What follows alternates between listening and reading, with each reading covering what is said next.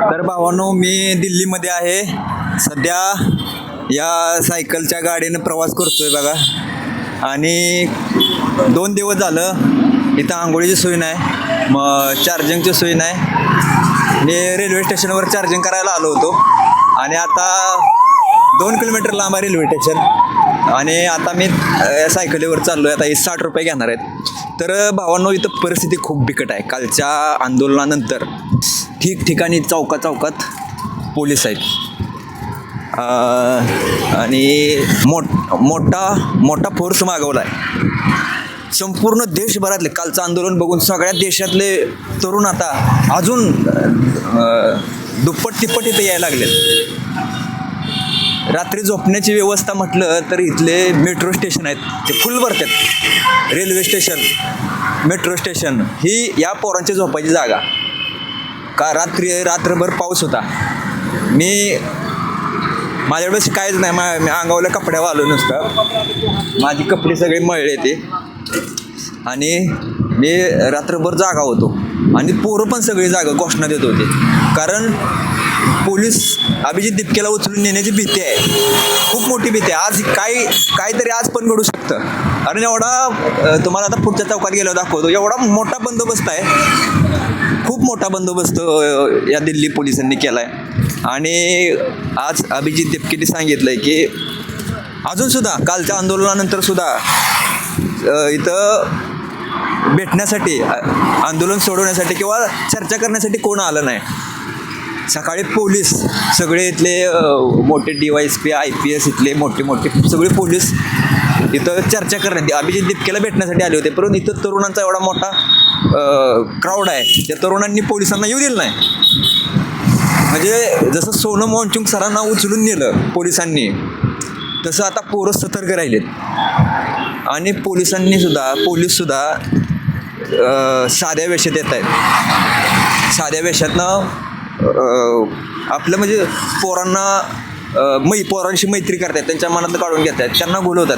काल तर आंदोलन सुरू असताना म्हणजे पोलिसच साध्या वेशात आंदोलनात घुसले आणि ते मार्ग दाखवायचे, इकडे चला तिकडे चला. म्हणजे 2-3 असं पोरांच्या टोळ्या येत्या नाही, म्हणजे असं 5,000, 2,000, 1,000 अशा पोरांच्या टोळ्या वेगवेगळ्या गल्लीत घेऊन गेले आणि तिकडं जाऊन पॅक केलं. मी पण त्या एका टोळीत होतो. टोळी म्हणजे अशा तुकड्या होत्या. ह्या रस्त्याने एक, त्या रस्त्याने पूर्ण दिल्ली पॅक झाली ती. आणि ह्यांची आता नवीन पोरांना काय माहीत नाही ना, दिल्लीचं रस्ता इकडं संसद आहे म्हणून इकडंच पोरांना ताणायचे. अशा प्रकारे म्हणजे दिशाभूल करायचे पोलीस, भयंकर. मी माझ्यासमोर 4 पोलिसांच्या गाड्या फोडल्या.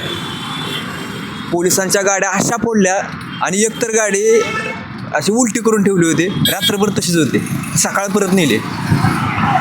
आणि जे पोरांचे डोके वगैरे फुटले, ते गुडघं फुटले, तर ती सगळी पोरं इथं येते. सकाळी सगळ्यांना अभिजित दिपके भेटला, त्यांना बळ दिलं. आणि सगळे इथले हरियाणा, पंजाब, मध्य प्रदेश, उत्तर प्रदेश इथले जे शेतकरी आहेत या भागातले, ते शेतकरी सगळे आता इकडं येण्याच्या मार्गावर अभिजित दिपकेने सकाळी सांगितलं आहे. आता मी दिल्लीच्या इथं प्रवास करतो. इथं पण बॅरिगेट आहे बघा. अशा प्रकारे प्रत्येक चौकात बॅरिगेट आहे. भैया कितना दूर है जंतर मंतर?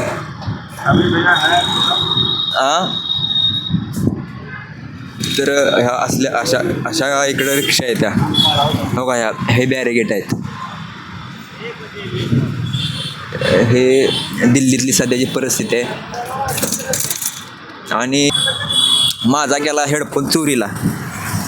कालच्या गर्दीमध्ये चेनच निघले.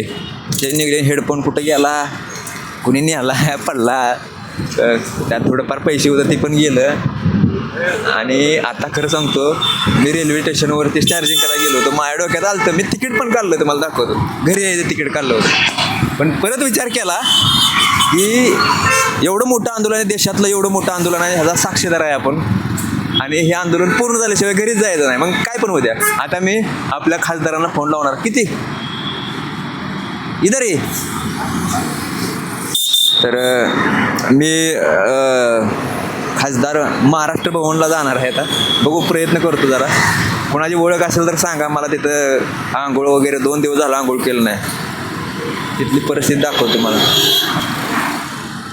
अशा PMT नाही म्हणा, BST बस आहे त्या. मोठे मोठे हॉटेल आहेत ते. पोलिसांच्या गाड्या सारख्या फिरते त्या, सारख्या प्रत्येक चौकात. सगळ्यात मोठा फोर्स मागवला. क्या हुआ? कितना 5 में भाई, कितना दूर है? भाई 5 मिनट लगेगा जाने में. तुम्हारा कितना हो गया? हे दूर सोडायची मशीन आहे. कनार प्लेस, कनार प्लेस.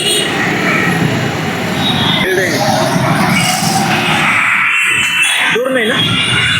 2-4 मिनट में चले जाओगे भाई. कितना रुपये? दे दे भाई, ज़्यादा करके दे दिए.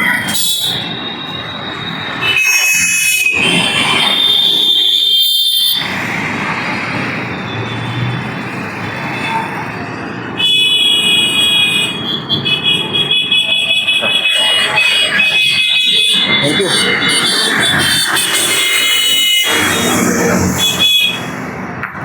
आता मी 60 रुपये दिले त्या असली सायकल आहे. पहिल्यांदाच या सायकलमध्ये बसलो आणि पहिल्यांदा दिल्ली अनुभव होतो मित्रांनो.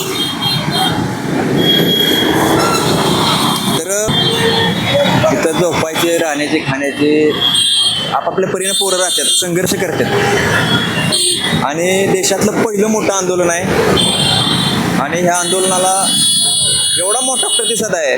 म्हणजे एवढं मोठं आंदोलन मी सुद्धा कधी बघितलं नव्हतं. आणि देशातील तरुण एवढे एकवटलेत हे कधीच बघितलं नव्हतं आजपर्यंत. तर अशा प्रकारची इथली परिस्थिती आहे. ठिकठिकाणी आता मी तुम्हाला दाखवलं, पोलिसांच्या गाड्या फिरत आहेत. प्रत्येक चौकात बारीक नजर आहे. पण चर्चा करण्याच्या हालचाल अजून त्यांच्याकडे काय नाही. उलट आणि आज सकाळी काय झालं की जे यूट्यूबवाले आहेत, इंस्टाग्रामवर व्हिडिओ काढतायत, त्यांना पोलिसांनी धरून पोलीस स्टेशनला नेलं, मारलं आणि घरी जावं म्हणून सांगितलं. तिथले पोलीस स्टेशनमधून आलेले काय पोरं होते तिथं सांगत होते. म्हणजे आता त्यांनी असं केलं, कारण या यूट्यूबवाल्यांनी, इंस्टाग्रामवाल्यांनीच ह्या पोलिसांचे सगळे व्हिडिओ काढून व्हायरल केलेत. हे मीडियाला नाही दिसलं, मारामारी मीडियानं नाही दाखवली. ह्या यूट्यूबवाल्या, इंस्टाग्रामवाल्या, मोबाईलवाल्या सगळ्या पोरांनी, जे सोशल मीडियावर ते, त्या पोरांनी हे व्हिडिओ व्हायरल केलं म्हणून पोलीस त्यांच्यावर लय तुटून पडलेत. हा मोबाईल एखादा दिसला का नाही तर लगेच त्याला जवळ बोलवून त्याचा मोबाईल काढून घेणार, त्याला गाडीत घालणार, मारणार. मग अशा प्रकारचे आवाज दाबायला लागलेत. तर आता मी चौकात आहे. आता मी चाललोय पंचकुइया रोड इथं आहे सध्या मी.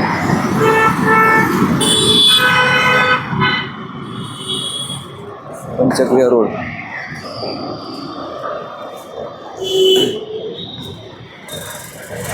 तर भेटूया पुढच्या व्हिडिओमध्ये. मी आता जंतर मंतर पोचल्यावरच व्हिडिओ बनवणार आहे. धन्यवाद.